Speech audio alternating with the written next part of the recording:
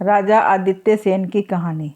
प्राचीन समय में उज्जैनी नगरी में राजा आदित्य सेन राज करते थे। वो बड़े ही शूरवीर तथा प्रजावत्सल थे। एक दिन अपने कुछ सैनिकों, मंत्रियों तथा रानी के साथ वे शिकार करने को निकले। घने जंगल में जाकर एक हिरण के पीछे उन्होंने अपना घोड़ा दौड़ाया।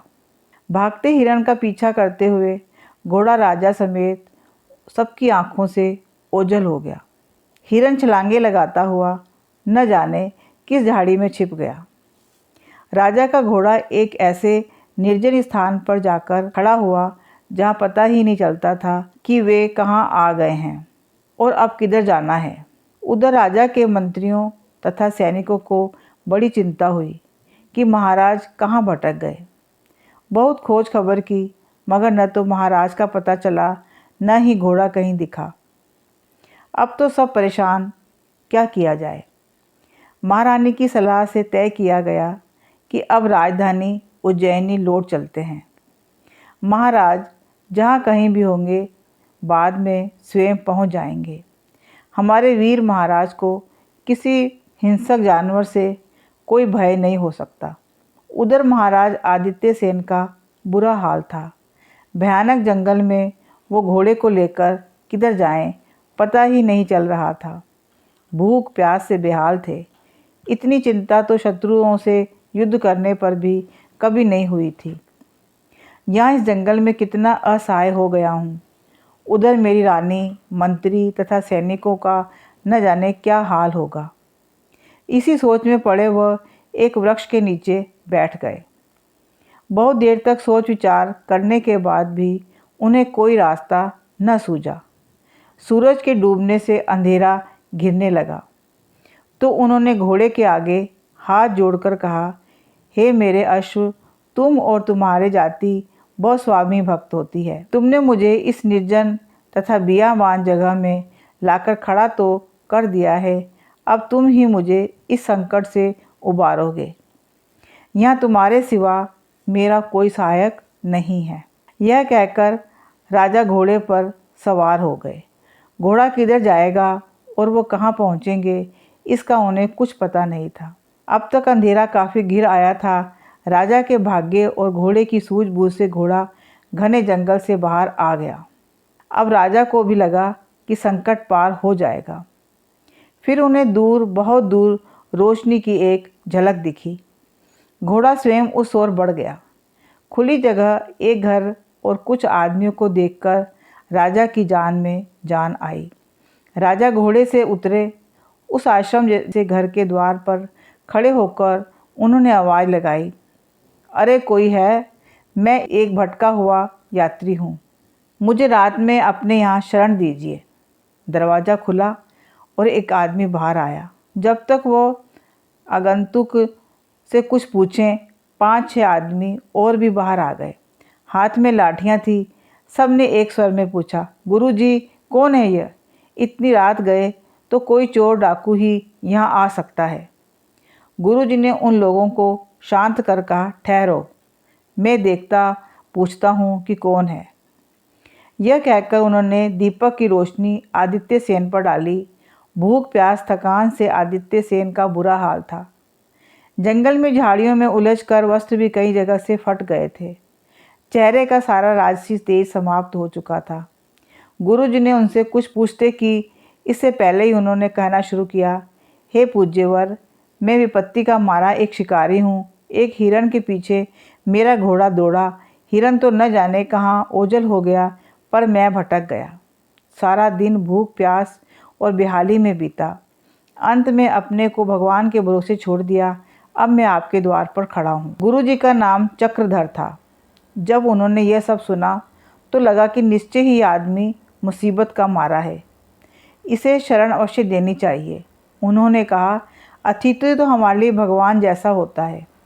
आप घोड़े को बाहर बांधकर अंदर आ जाएं। इतना सुनते ही उनके साथियों ने कहा, गुरुजी, ये आप क्या कर रहे हैं? यह आदमी डाकू भी हो सकता है। झूठ मूठ अपनी बुरी दशा बताकर अंदर आ जाएगा और रात में हमें लूट कर चला जाएगा। गुरुजी बोले, ऐसा मत सोचो। अगर ये डाकू भी हो तो डरने की कोई बात नहीं।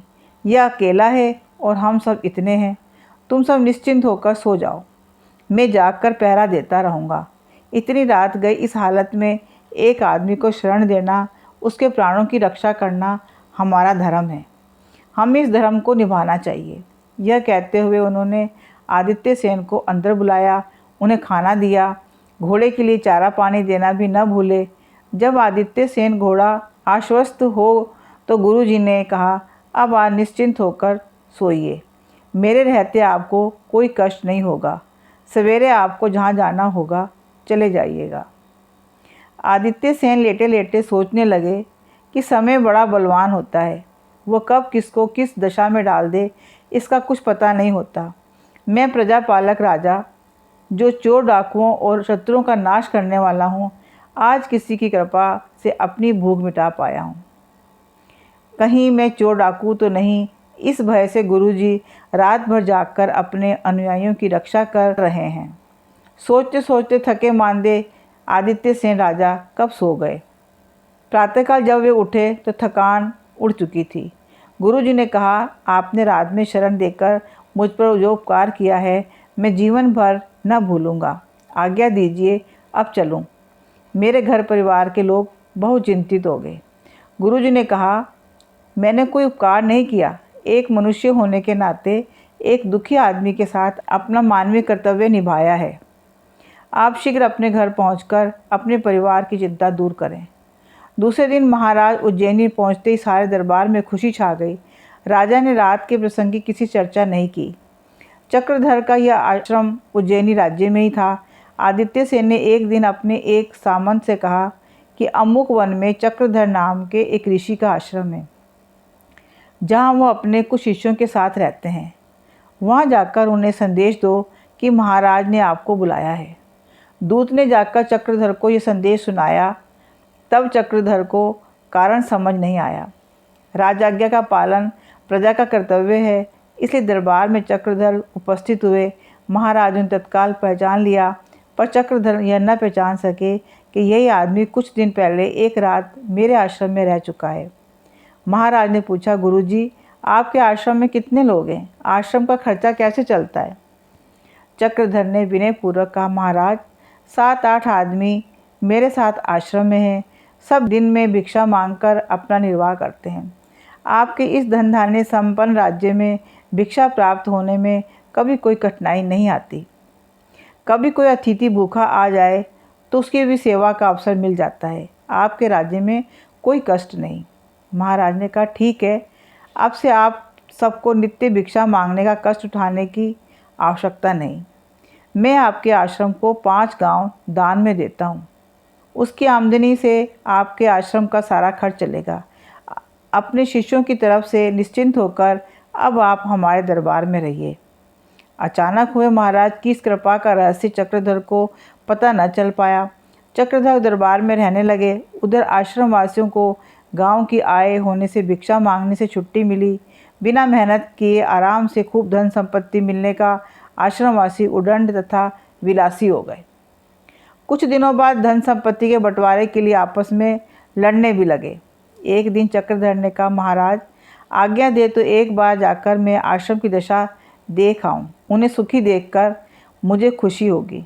राजा ने आज्ञा दे दी।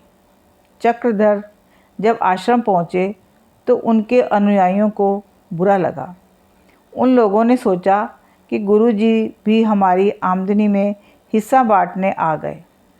धन संपत्ति को लेकर उनकी आपस की लड़ाई देख चक्रधर को बहुत दुख हुआ। उन्होंने कहा, तुम सब अपने में से एक मुखिया चुन लो, उसकी सलाह से सब मिलजुल कर काम करो। इस प्रकार आपस में लड़ाई झगड़े से बचकर कुछ परोपकार का कार्य भी किया करो। अब वे लोग भिक्षा मांगने वाले तो थे नहीं, कोई किसी को मुखिया मानने को तैयार नहीं हुआ।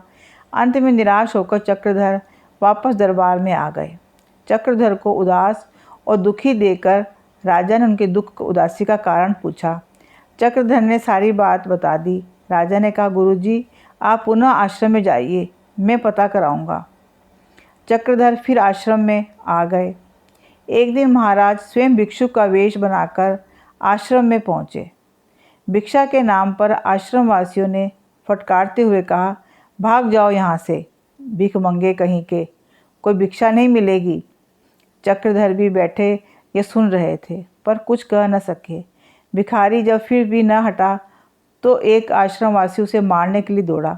अब तो भिखारी ने अपनी ऊपरी वेश उतार दिया और एक राजा के रूप में खड़े होकर चक्रधर से कहा, गुरुजी, मैं राजा आदित्य सेन स्वयं इन सब की परीक्षा लेने आया था। मुझे बहुत दुख है कि सहज मिली संपत्ति और गुरु के अभाव में ये सब विलासी उदंड हो गए हैं। जैसे प्रजा की देखभाल के लिए राजा का होना आवश्यक है, उसी तरह आपका यहाँ रहना जरूरी है। आपके बिना ये भटक गए हैं। आप आश्रम में रहकर इन्हें ज्ञान दें, इन्हें सन्मार्ग पर लाएं, इनका चरित्र सुधारें, कहकर राजा वापस चले गए। चक्रधर फिर से वहीं आश्रम में रहने लगे। सच है, कोई मार्गदर्शक न होने पर अनुयायी भटक जाते हैं।